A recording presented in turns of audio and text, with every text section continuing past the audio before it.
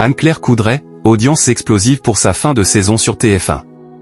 À l'approche de sa fin de saison, Anne-Claire Coudray ne faiblit pas aux commandes des JT Week-end de TF1.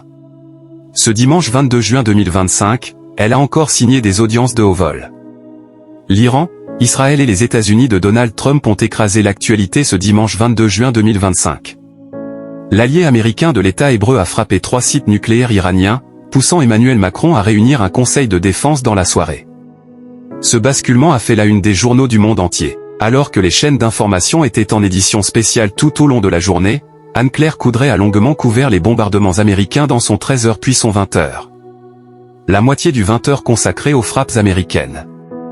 En soirée, la journaliste a proposé des images de la chaîne Fox News, annonçant l'attaque avec un bandeau « Breaking News ». Le discours de Donald Trump, la réaction de Benjamin Netanyahou, celle des habitants de Tel Aviv, puis les dessous d'une opération nommée « Midnight Hammer » ont occupé les 20 premières minutes du JT. Le point de vue des Iraniens a complété ce chapitre.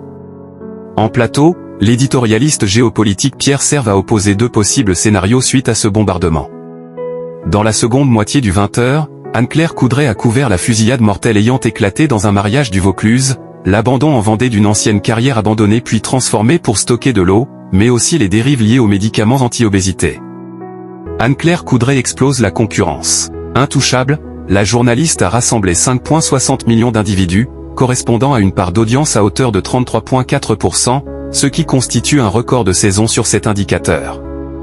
Laurent Delahousse a mobilisé 3,64 millions de Français de 19h58 à 20h29, correspondant à 21,9% de l'ensemble du public sur France 2.